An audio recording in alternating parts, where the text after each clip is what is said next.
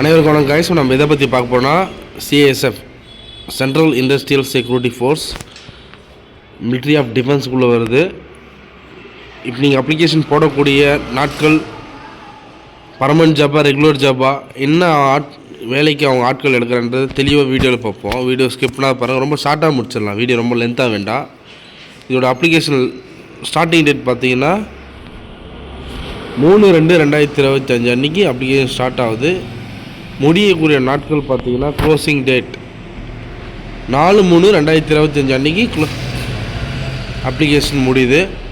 இதில் ஆண்கள் பெண்கள் இருபாலரும் போட்டி போட முடியாது. Only for mail candidate only application போட முடியும். ஆண்கள் மட்டும்தான் இந்த துறைக்கு விண்ணப்பிக்க முடியும்.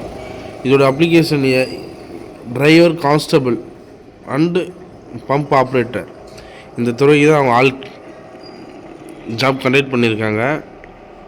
இதோட பேசிக் சேலரி பார்த்திங்கன்னா பே லெவல் 3 ஸ்டார்டிங் சேலரி 21,700 இருந்து உங்களுடைய ட்ரைனிங் பேசிக் முடிஞ்சு 69,100 கூட உயர்வதற்கு அதிகபட்ச வாய்ப்புகள் இருக்குது.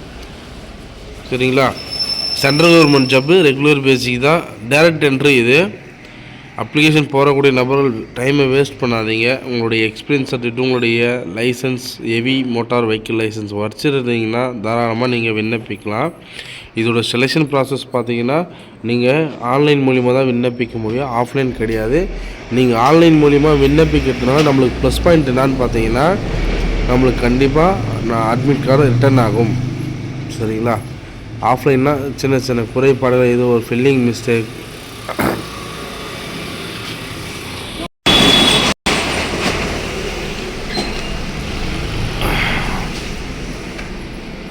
ஃபிசிக்கல் முடிஞ்சோடனே உங்களுக்கு டாக்குமெண்ட் வெரிஃபிகேஷன் நடக்கும். தேர்டு உங்களுக்கு மெடிக்கல் நடக்கும். அது முடிஞ்சோடனே உங்களுக்கு ஒரு குறிப்பிட்ட நாட்கள், ஒரு 3 மந்தில் உங்களுக்கு ரிட்டன் எக்ஸாம் இருக்குதுன்னு கண்டக்ட் பண்ணிவிடுவாங்க. அந்த ரிட்டன் எக்ஸாம் பார்த்தீங்கன்னா உங்களுக்கு கம்ப்யூட்டர் பேசிக் கிடையாது. நீங்கள் ஓஎம்ஆரில் தான் நீங்கள் அட்டன் பண்ணுற மாதிரி இருக்கும். ஓஎம்ஆர் ஷீட், ஓகேவா? Written exam under the OMR and computer basic test CBT mode will be the conduct only English and Hindi. சரிங்களா? ஹிந்தி அண்ட் இங்கிலீஷில் தான் உங்களுக்கு எக்ஸாம் கண்டக்ட் பண்ணுறேன்னு சொல்லியிருக்காங்க. தமிழில் கொஷின் பேப்பர் வராது. சரி, அடுத்த டவுட் என்னென்னா, நம்மளுக்கு உங்களுடைய சர்டிஃபிகேட் எல்லாம் ஒரிஜினல் டாக்குமெண்ட் வெரிஃபிகேஷன் பண்ணுறப்போ நீங்கள் கம்பல்சரி கொண்டு வரணும் அப்படின்னு தெளிவாக மென்ஷன் பண்ணியிருக்காங்க. யாரும் ஜெராக்ஸ் காப்பி எடுத்துகிட்டு வந்துடாதீங்க, எல்லாமே ஒரிஜினல் எடுத்துகிட்டு வாங்க. நீங்கள் காலேஜில் படிச்சுட்டு இருந்தீங்கன்னா நீங்கள் காலேஜில் ஒரு லெட்டர் கொடுத்து கேளுங்க, இந்த மாதிரி நான் ஃபிசிக்கல் அட்டன் பண்ணுறேன், உங்களோட அட்மிட் கார்டு காமிச்சாவே உங்களோட ஒரிஜினல் டாக்குமெண்ட்ஸை கண்டிப்பாக கொடுப்பாங்க காலேஜ் படிச்சுட்டு இருந்தீங்கன்னா. நெக்ஸ்ட்டு பார்த்திங்கன்னா செலெக்ஷன் ப்ராசஸ் முடிஞ்சோடனே ஃபைனல் ரிசல்ட்டு எல்லாமே உங்களுக்கு ஃபிசிக்கல் முடிஞ்சோடனே வந்துடும். ஃபார் மெரிட் பார்த்திங்கன்னா உங்களுக்கு ரிட்டன் எக்ஸாம் தான். சரிங்களா? ரிட்டன் எக்ஸாம் முடிஞ்ச உடனே உங்களுக்கு மெடிக்கல் கண்டக்ட் பண்ணுவாங்க. சரி, இப்போ எக்ஸர்வீஸ்மேன் கேட்டகரிக்கு எவ்வளோ வேக்கன்சி கொடுத்துருக்காங்க? அவங்களுக்கு இடஒதுக்கீடு மட்டும்தான் கொடுத்துருக்காங்க. வேக்கன்சி 10% இடஒதுக்கீடு கொடுத்துருக்காங்க. 100ல் 10 பேர்னா 200ல் 20 பேர், அந்த மாதிரி நீங்களே பிரிச்சிங்க. சரிங்களா? நெக்ஸ்ட்டு பார்த்தீங்கன்னா ஒரு இந்தியன் குடிமகனாக இருக்கணும். கம்யூனிட்டி பேசிக் வேக்கன்சி பிரிச்சுருக்காங்க. சரிங்களா? இது எல்லாமே கம்யூனிட்டி பேசிக் தான். அன்ரிசர்வ்க்கு SC, ST, OBC, EW category total of vacancy, அந்த 10% இடஒதுக்கீடு எல்லாமே டோட்டலாகவே நான் மென்ஷன் பண்ணி தனித்தனியாக கொடுத்துட்டுருக்குறாங்க. அதுக்கு தகுந்த போல் நீங்கள் பிளான் பண்ணி அப்ளிகேஷன் போடுங்க. நீங்கள் SC certificate, OBC certificate, ST சர்டிஃபிகேட்னால் கண்டிப்பாக உங்களோட சர்டிஃபிகேட்டை அப்லோட் பண்ணுற மாதிரி இருக்கும். அப்ளிகேஷனில் கண்டிப்பாக அப்லோட் பண்ணுற மாதிரி இருக்கும். இல்லாதவங்க உங்களோட இசேவை மையத்தில் போய்ட்டு உங்களோட சர்டிஃபிகேட் இப்போ அப்ளை பண்ணி வச்சுங்க.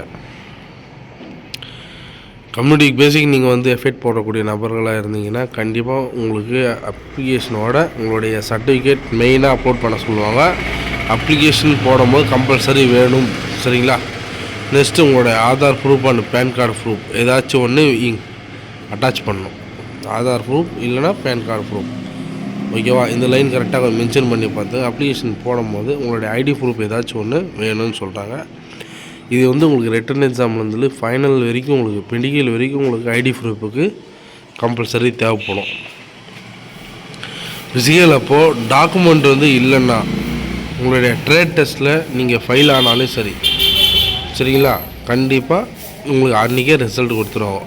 ஃபிசிக்கல் முடிஞ்ச உடனே உங்களுக்கு ட்ரையல் டெஸ்ட் நடக்கும். நீங்கள் டிரைவிங்கு அவங்க முன்னாடி பர்ஃபார்மன்ஸ் பண்ணுற மாதிரி இருக்கும். அது கொஞ்சம் பார்த்துங்க. அப்ளிகேஷன் போடும்போது உங்களுடைய name, town, date of birth எல்லாமே கரெக்டாக மென்ஷன் பண்ணணும்.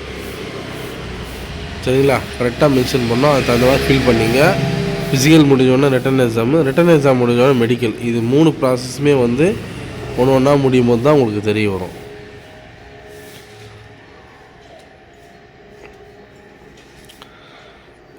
இது ஒன்று மட்டும்தான் எனக்கு வந்து புரியல. இந்த பின்று இருக்குல்ல, இது மட்டும்தான் புரியல. ஓஎம்ஆர் அண்டு சிபிடி அவங்க வந்து அந்த டைமில் எதில் இது 2 ஆப்ஷனில் நாங்கள் எது ஒன்றாலையும் வைக்கவும், அதுவும் இங்கிலீஷ் அண்ட் ஹிந்தியில் தான் இந்த கொஸ்டின் பேப்பர் லீக் அவுட் ஆகும்.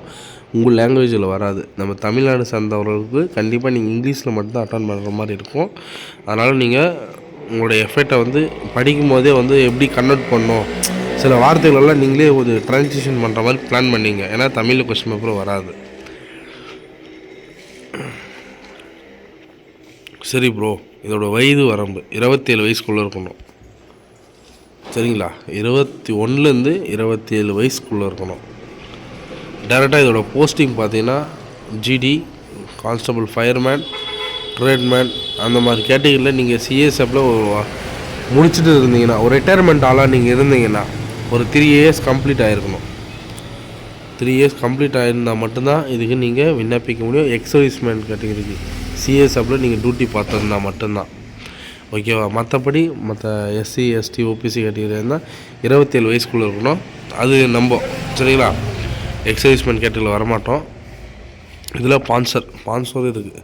உங்கள் அப்பா யாருன்னா சர்வீஸ் பண்ணிட்டு இருந்தாங்கன்னா, சரிங்களா, உங்கள் அப்பா யாருன்னா சர்வீஸ் பண்ணியிருந்தாங்கன்னா கண்டிப்பாக அவங்களுக்கு முன்னுரிமை கொடுக்குறோம் அப்படின்னு சொல்கிறாங்க. சரிங்களா, ஃபேமிலி மெம்பர்ஸ் கண்டிப்பாக நீங்கள் உங்கள் அப்பா, அண்ணன் யாருன்னா இருந்தீங்கன்னா கண்டிப்பாக அவங்களோட ஸ்பான்சர் சர்டிஃபிகேட் வாங்கி வச்சுங்க. எஸ்சி, எஸ்டி, ஓபிசி சர்டிஃபிகேட் எல்லாம் 5 வருஷம் உங்களுக்கு வாய்ப்பு கொடுக்குறாங்க. எஸ்டியாக இருந்தால் 5 வருஷம், ஓபிசி கேட்டகிரியாக இருந்தால் உங்களுக்கு 3 வருஷம். சரிங்களா, ஓபிசி இருந்தால் உங்களுக்கு 3 வருஷம் எக்ஸ்டெண்ட் பண்ணுறாங்க. 30 வயசு வரைக்கும் நீங்கள் தாராளமாக எலிஜிபிள். குவாலிஃபிகேஷனை பொறுத்த வரைக்கும் நீங்கள் 10th படிச்சிருந்தாலே போதுமானது.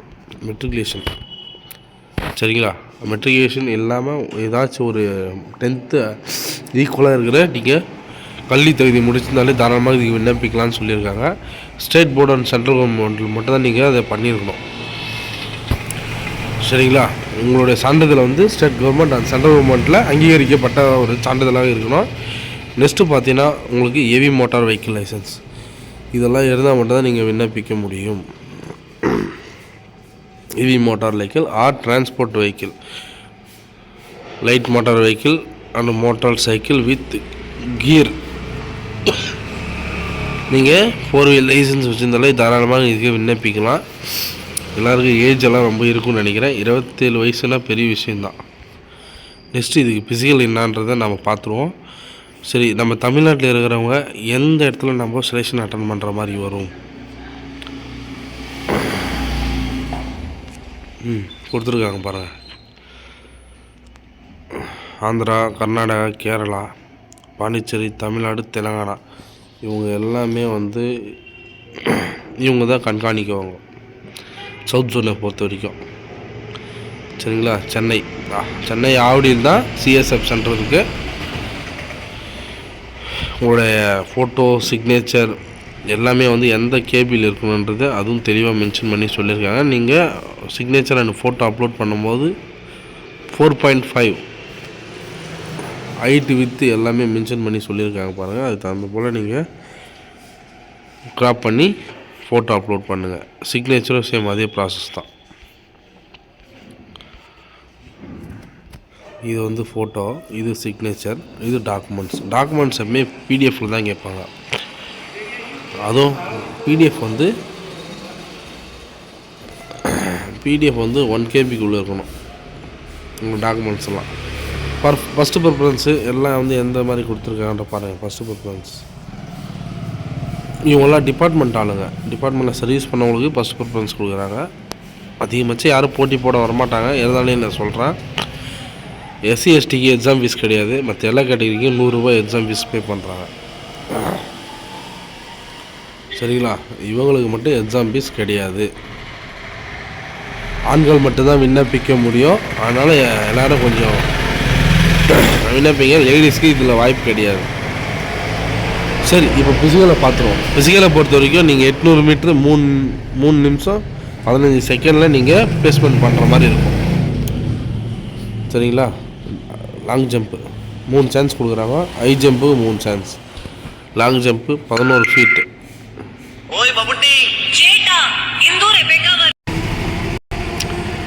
சாரி, நம்ம கொஞ்சம் காலேஜ் ப்ரொஃபஸர் கொஞ்சம் கால் பண்ணிகிட்டு இருந்தாங்க. ஸோ அதான் ஃபோன் பேசிட்டு வந்தேன். சரி, ஓகே ப்ரோ. ஏதாச்சும் டவுட்னா கமெண்ட் பண்ணுங்கள். எல்லோரும் அப்ளிகேஷன் போடாமல் மட்டும் விட்டுறாதீங்க. எல்லாருக்கும் ஒரு நல்ல வாய்ப்பு கொடுத்துருக்காங்க. வேக்கன்சி ரொம்ப அதிகம் தான். நம்ம டிரைவரில் நீங்கள் எக்ஸ்பீரியன்ஸ் இருந்தீங்கன்னா கண்டிப்பாக நீங்கள் போட்டி போடுங்க. வாய்ப்புகள் மிகவும் குறைவு. அதுவும் நல்ல டிபார்ட்மெண்ட்டு. சரிங்களா? ஒரு டிரைவராக இருந்தீங்கனால யூனிஃபார்ம் டியூட்டி ப்ளஸ் உங்களுக்கு குவார்ட்டர்ஸு, கேன்டீன் கார்டு எல்லா சலுகைகளும் உண்டு. வயது வரமும் ரொம்ப அதிகம். எஜுகேஷன் 10th படிச்சிருந்தாலே போதுமானது.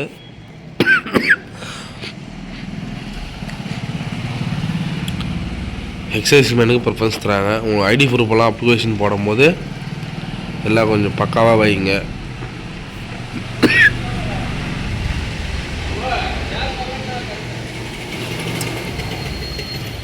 ஹெவியில் மோட்டார் வெஹிக்கிள் லைசன்ஸ் வச்சுருந்தாலும் அப்ளை பண்ணுங்கள். லைட் மோட்டார் லைசன்ஸ் வச்சுருந்தாலும் அப்ளை பண்ணுங்கள். சரிங்களா? ஆனால் அப்ளிகேஷன் மட்டும் போடாமல் விட்டுறாதீங்க. இதோட ஹைட்டு வெயிட்டு எல்லாமே நான் சொல்கிறேன். உங்களுடைய சிலபஸ் இதாக நீங்கள் கவர் பண்ணுற மாதிரி இருக்கும். சிலபஸ் ஒரு ஸ்க்ரீன்ஷாட் எடுத்து வச்சுங்க. ஏற்கனவே தேவைப்பட்டா எல்லாருக்கும் தேவைப்படும். கண்டிப்பாக நீங்கள் இப்போ கூட படிக்க ஸ்டார்ட் பண்ணிவிடுங்க. ஓபிசி, எஸ்டி, எம்பிசி கேட்டகரிகளுக்கு நீங்கள் இந்த அளவுக்கு நீங்கள் ரிட்டன் எக்ஸாமில் பர்ஃபார்மன்ஸ் பண்ணாலே நீங்கள் ரிட்டன் எக்ஸாம் கிளியர் பண்ணுற மாதிரி இருக்கும். மொபைல் நம்பர், இமெயில் ஐடி எல்லாமே கொஞ்சம் கரண்டில் இருக்கிற மாதிரி பிளான் பண்ணிங்க. எல்லாமே மெரிட் லிஸ்ட் தான் வரும். சரிங்களா? யாருக்கிட்டையும் ப்ரோக்கரை சொல்லி ஏமாந்துட வேணாம். நான் தெளிவாக வீடியோவில் மென்ஷன் பண்ணிடுறேன்.